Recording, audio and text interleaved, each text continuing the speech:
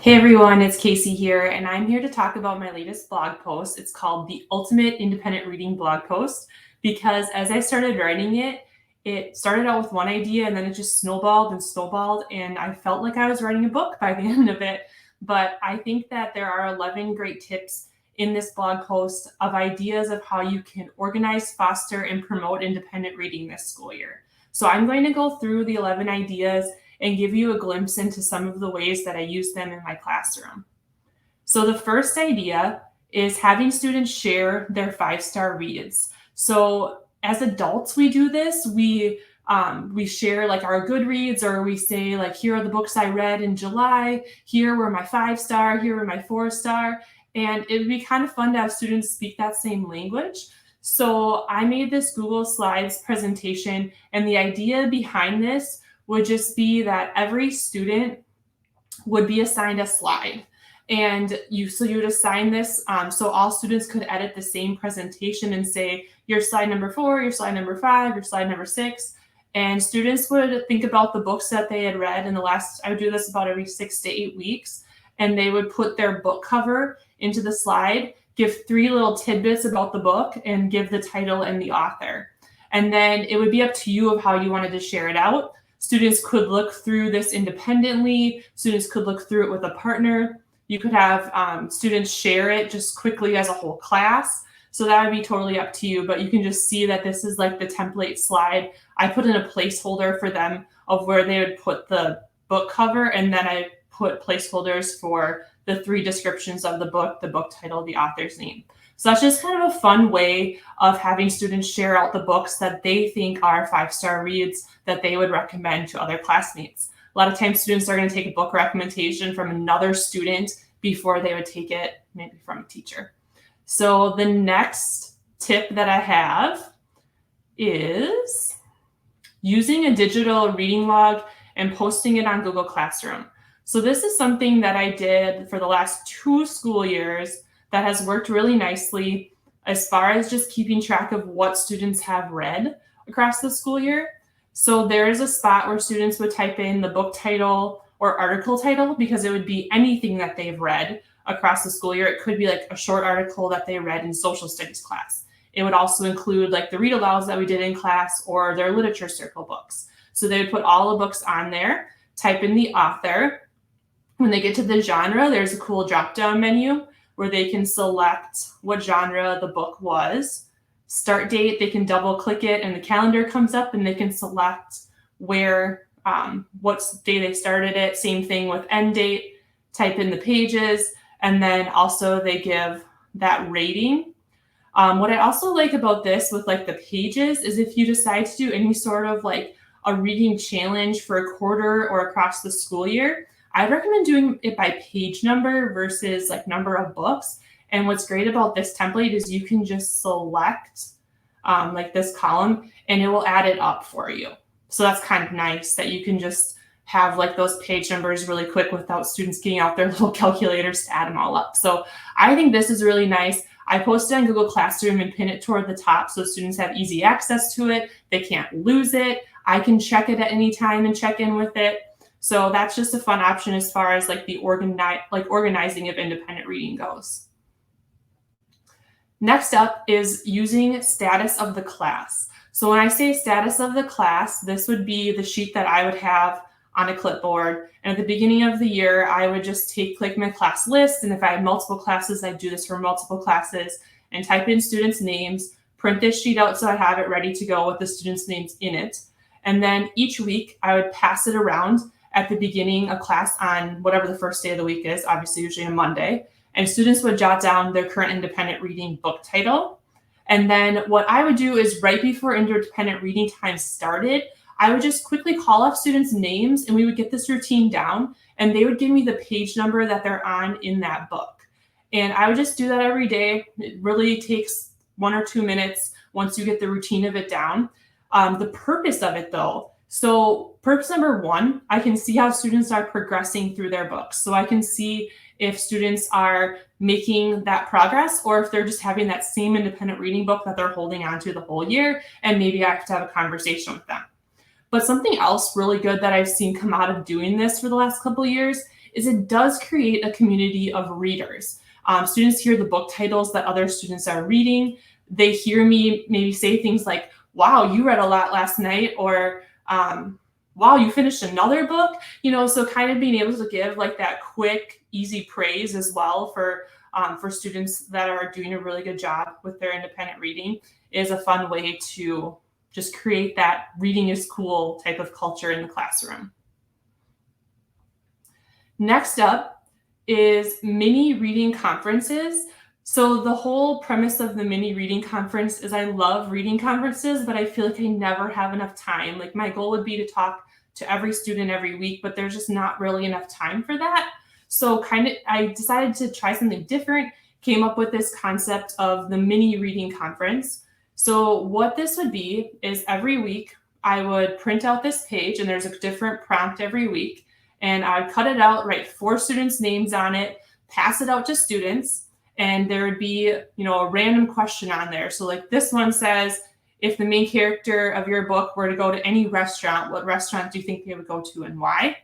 And so students would get this, they would fill it out, and then they would hand it back to me. And then my goal before the end of the week would be to go and have a mini reading conference with each of those 4 students, maybe at the beginning of class or the end of class or during work time, and just with the goal of like 1 to 2 minutes, and just chat with them about like, hey, you answered the question like this, and use that as a spark to start discussion about their independent reading. And what this does is it just simply shows that I'm interested in what they're reading. It shows that, I care, and that I'm keeping a pulse kind of on what they're reading, what genres they like, what kind of main characters they like. And it just kind of holds me accountable as well without monopolizing a ton of time. Next idea is more of a classroom management tip, but it's making an anchor chart to set expectations for independent reading. So kind of the bottom line is independent reading in your classroom, in your middle school classroom, can't work well if the classroom is kind of like a disaster during an independent reading. Like some pitfalls that I've seen, students think it's time to use the bathroom, get a drink of water, do all the things where they leave the classroom, like it's almost like a scheduled break time. I've also seen, students want to like sit next to their friends and talk the entire time, or pass notes, or they just kind of decide to sit there and not read. There's lots of different behaviors that might come up during independent reading. And so I think, to stay ahead of that, having an anchor chart of what are our class expectations of independent reading. So this is just a quick example. Bring an independent reading book to class every day. Stay stationed during independent reading. So that's a big one. Students like moving all around the whole time. It's kind of hard to stay focused on reading when kids are running all around the whole time. Focus on reading and thinking about the plot, events, characters, and setting. Keep your voice at a volume 0 to help create that quiet environment. And then also, another pitfall that I've seen is students always asking to go to the library. So the same students asking to go to the library to check in a new book during independent reading every single time. So I do try to talk about, that 50-page rule of giving books a chance, trying to read books at a pace that's right for you, because I've just found once students get hooked into books, they stick with them. So how I would use this anchor chart is I would start, especially at the beginning of the year, having this before we do our first independent reading and going over it, kind of here are the expectations as a reminder. And then at the end of independent reading, I would actually have students self-evaluate, like, let me know, like, thumbs up or thumbs down. Did you bring an independent reading book today? Did you stay stationed during independent reading? And almost just use that as a quick, like, self-eval of how they did, not necessarily calling anybody out or saying like you were horrible, just a quick come back and check in how we did. And if we stay consistent with that, a lot of times the behaviors, then those expectations will be reinforced. Students will know what they're supposed to do during that time. And students will actually be reading and having that good reading environment. And I can't stress how important that is. Next one, make your classroom library accessible.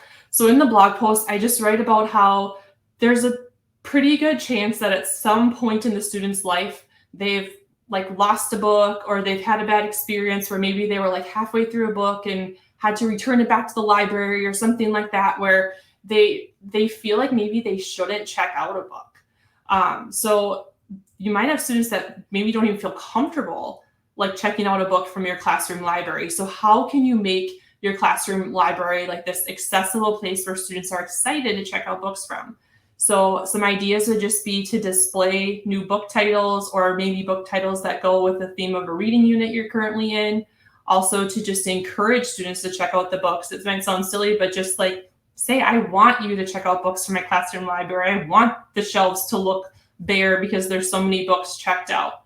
Also giving students ownership of what goes into the classroom library, maybe having like a suggestion box where kids can put in book titles they'd love to see in the classroom library.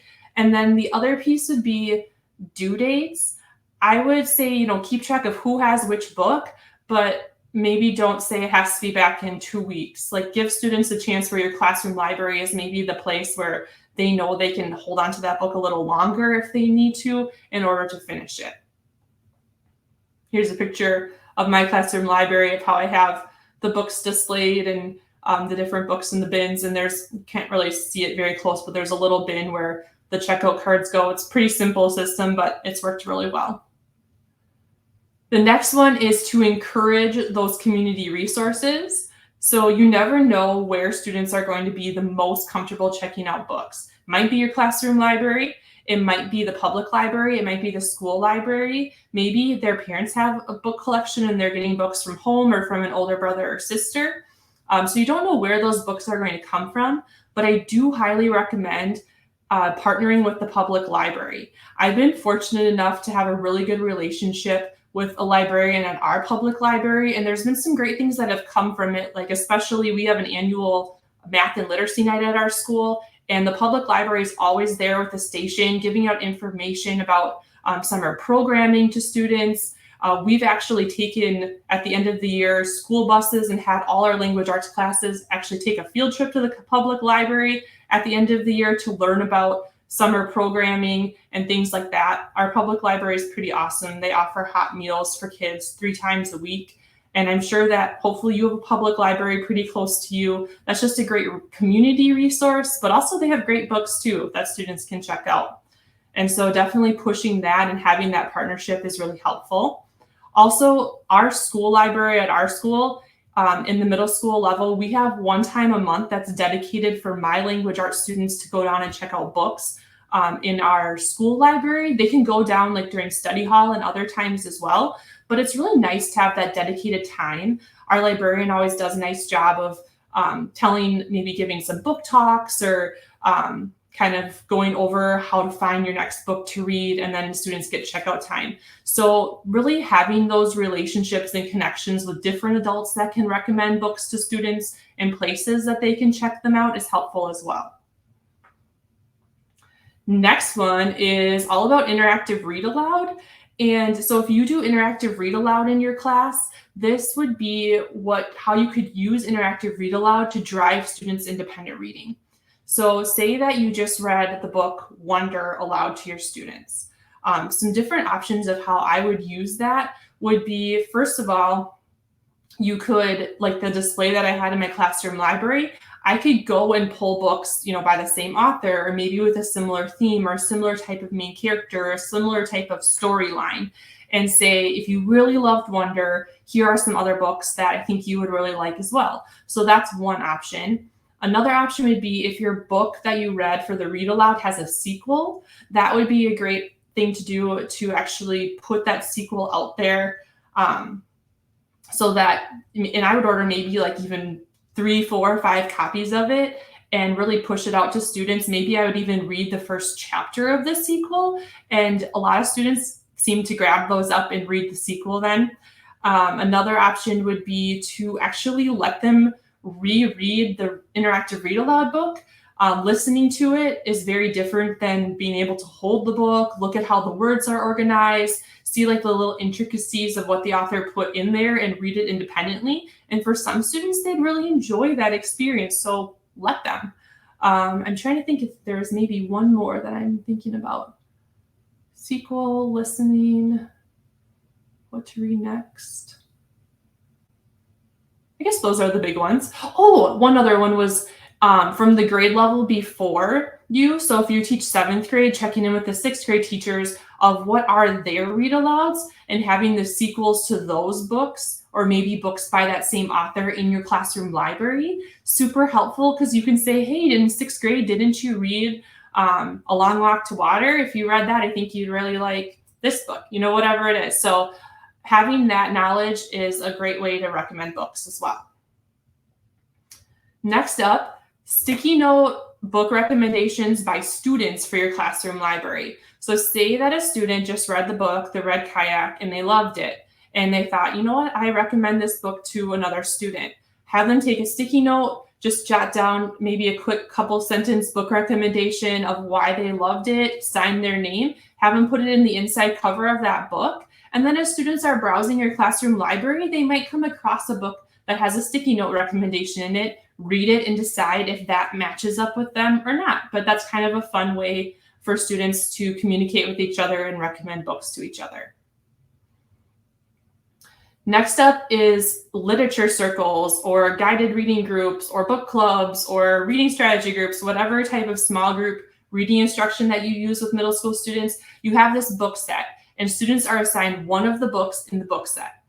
And you have these books accessible. So the idea would just be, when that literature circle group is over and students have finished that book, give time for students to share about their book with the whole class. So maybe students read Ghost, but they're really interested afterwards of independently reading Clean Getaway. So maybe you want to take like a member from each group, put them together, and they can jigsaw and explain those different books to each other and say, hey, is there a book that you want for your independent reading book from this set, that maybe you didn't get a chance to read during literature circles, but you want to read now. So that's an easy way to leverage those books that you already have.